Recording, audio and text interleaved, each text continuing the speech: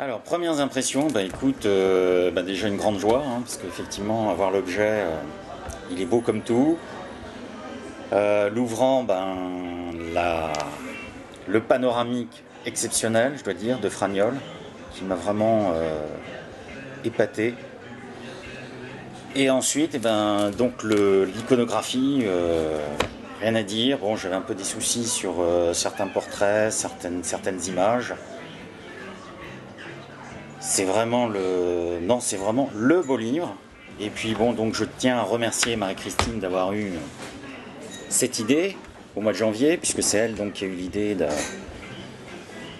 de ce livre sur les grandes premières du Mont Blanc, où j'essaye de ressaisir 2 siècles d'alpinisme, un peu dans les grandes premières, dans la succession des grandes premières. Alors comment tu as fait en tant qu'alpiniste, comment tu as choisi toi alors c'est quoi les critères de sélection en fait pour toi?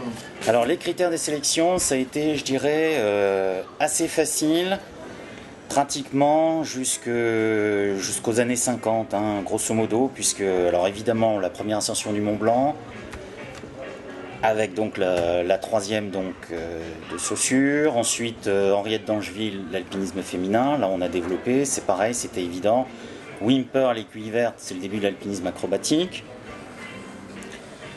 Ce que j'appelle les anglo-berlandais, c'est-à-dire les Anglais et les guides de l'Oberland, Mont Blanc par la Brava, c'est la première grande face.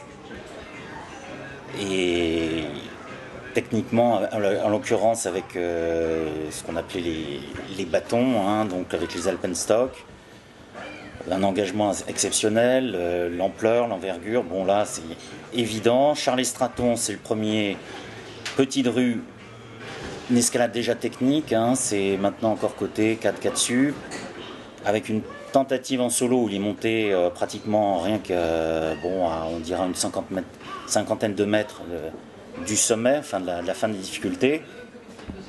Sa reprise en 1879, la première ascension, avec les techniques baroques de coincement, de courte échelle, de pyramide, puisque bon, il y en a un qui tient comme ça, l'autre qui monte au-dessus, enfin bon, les épaules.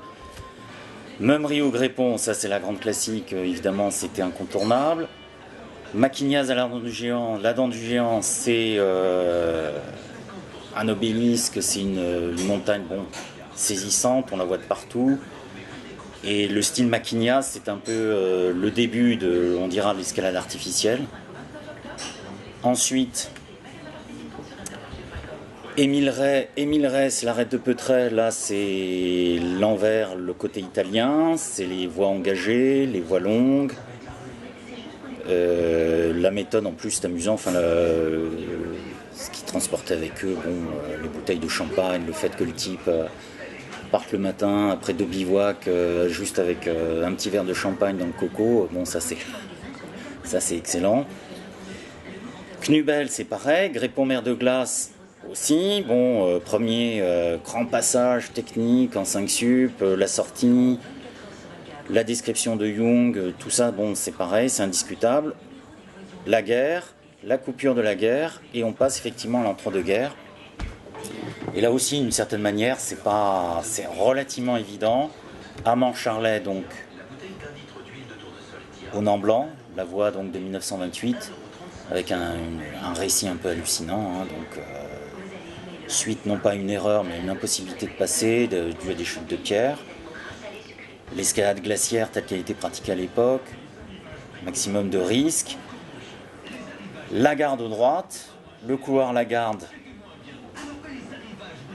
et des développements sur le groupe de haute montagne, c'était pareil. Donc le GHM, la fondation du GHM, Jacques de l'Épinay, tous les amis de la garde, de Ségogne.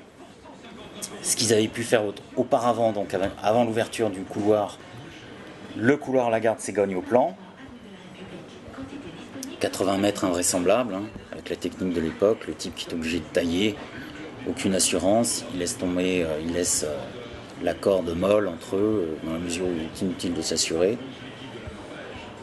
Une glace noire, une glace difficile à tailler, et pendant 4 heures, Jacques Lagarde, qui est là, Là, c'est vraiment, à mon avis, là aussi, un des tournants donc, de l'époque. Welsenbach, Rogan-Charmoz, c'est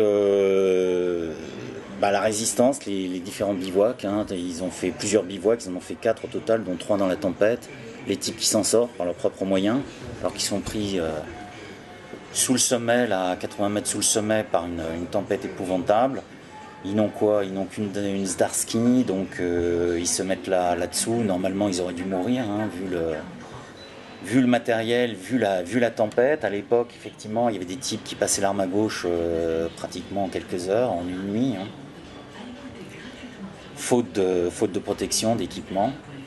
Et en plus, ils arrivent à sortir la voie, alors que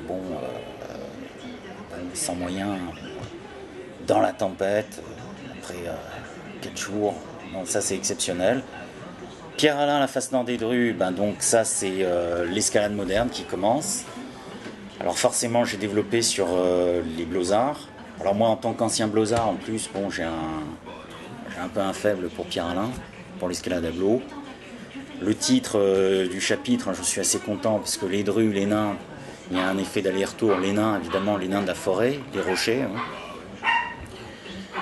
Et le fait que, sur des rochers aussi ridicules, alors il y a une rumeur selon laquelle Charlet disait que c'était des rochers tout juste bons à récurer des casseroles, alors que c'est en fait sur ces rochers, effectivement, que les Parisiens, toute l'école de Pierre-Alain s'est formée, a